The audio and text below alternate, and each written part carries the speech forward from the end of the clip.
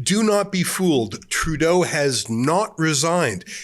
So last night over dinner, I told my kids about the decision that I'm sharing with you today.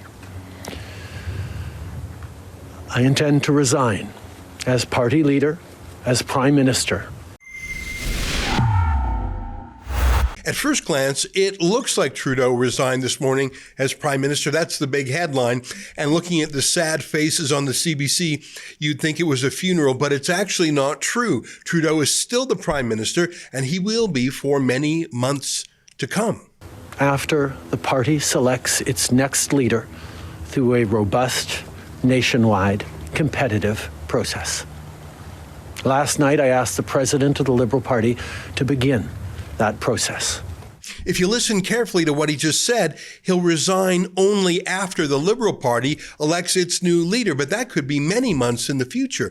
And to make sure no one kicks him out, he's convinced the Governor General to prorogue Parliament. That means all parliamentary business is suspended, no debates, no votes, no question period. All pending legislation is vaporized. Trudeau escapes any scrutiny or accountability. Most importantly, MPs won't be able to vote non-confidence in him. Despite best efforts to work through it, Parliament has been paralyzed for months after what has been the longest session of a minority parliament in Canadian history. That's why this morning I advised the Governor General that we need a new session of Parliament. She has granted this request, and the House will now be prorogued until March 24th. He's at 16% in the polls. His own MPs despise him, but he says he's going to hang on to power and all the perks of being Prime Minister as long as he can. Even when Parliament finally comes back on March 24th, he did not say he would resign then. He's still probably scheming with the NDP to get them to prop him up as they always do. In other words, nothing has actually changed, other than Trudeau has managed to avoid taking responsibility yet again.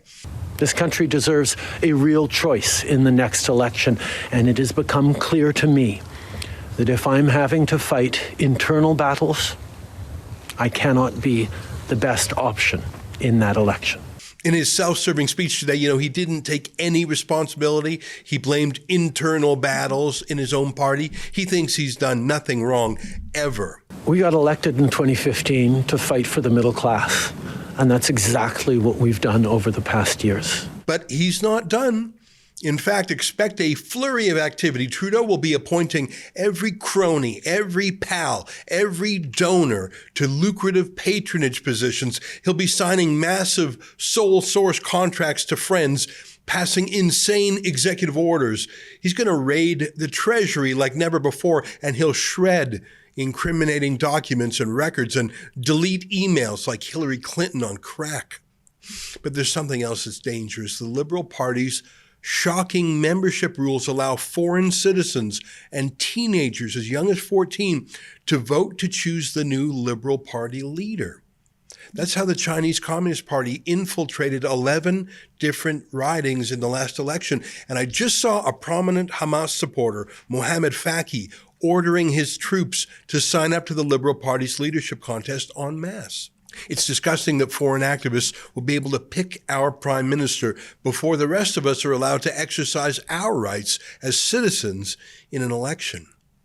The entire country is being put second, while Trudeau puts himself and his Liberal cronies first. What a disgrace, and it's absolutely damaging to Canada. All of this is happening just days before Donald Trump is sworn in as president. Trump has threatened massive tariffs against Canada if we don't strengthen our border to stop illegal drugs and migrants from entering the U.S. We have a lame duck Prime Minister with no mandate, no public support, no parliament. Trudeau and Trump hate each other. We're going to be devoured. So what can we do? Well, here's what we're going to do at Rebel News. Number one, put pressure on the Governor General and Trudeau's lame duck government. The Governor General should never have allowed Trudeau to prorogue Parliament. She needs to realize we're in a government crisis and the business of the country cannot take a back seat to the private interests of the Liberal Party. We're going to deploy our Rebel News digital billboard truck to Ottawa to send a message to Trudeau and to the spineless Governor General for obeying him. We're also going to ramp up our petition at calltheelection.ca, which is already closing in on 10,000 signatures. We're going to deliver that to the Governor General and to Trudeau. And of course, we'll keep promoting our new book, Trudeau's Secret Plan, a sequel to The Libranos, which outlines how atrocious he is and the case against him. Number 2, we're going to vet the Liberal leadership race. We know the regime media won't vet the candidates vying for Trudeau's job. The media never vetted them before, so why would they now? They love Chrystia Freeland, and they're dazzled by Mark Carney. We'll have to do the work the CBC won't do with on-the-ground accountability questions, access to information requests, and other citizen journalism. Just as important, we're going to watch how Liberals run their leadership contest, reporting on how millions of temporary foreign workers and international students and other foreigners influence the outcome. And number 3, we're going to get ready for the real election whenever it comes. Because of Trudeau's games and the Governor General's obedience to him, there's no chance of an election before May.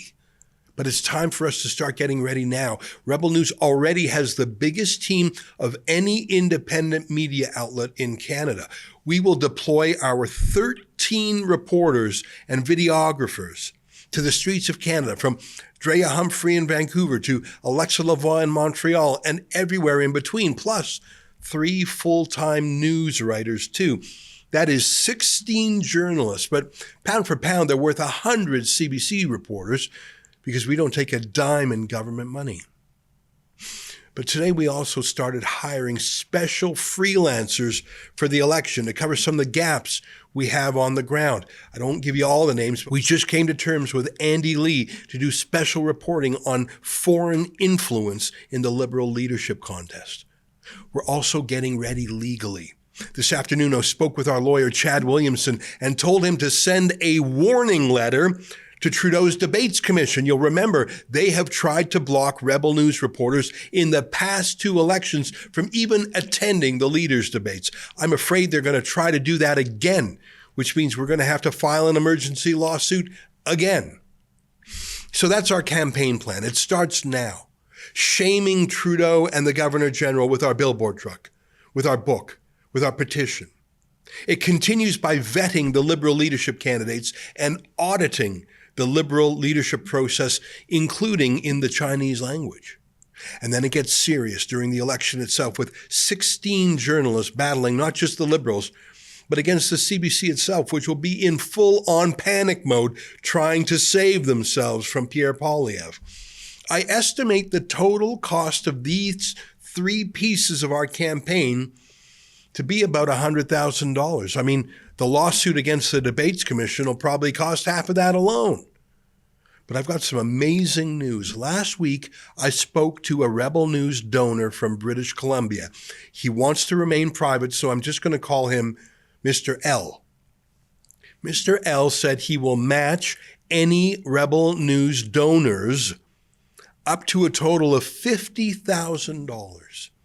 As in, if you give $10, Mr. L will match it with $10 of his own money.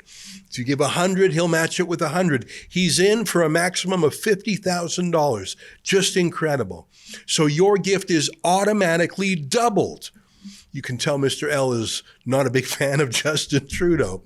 Please go to calltheelection.ca to help us build our war chest for the plan I've just described.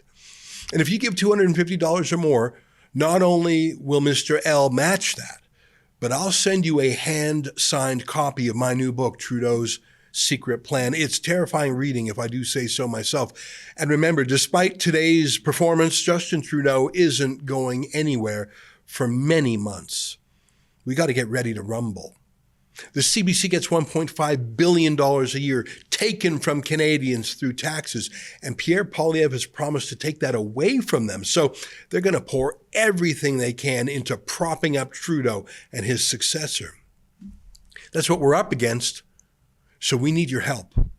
Luckily, Mr. L has agreed to match all donations up to $50,000. So please go to calltheelection.ca. And if you can give $250, I'll also send you a hand-signed copy of my new book, Trudeau's Secret Plan.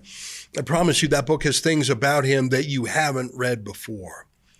Thanks for your support.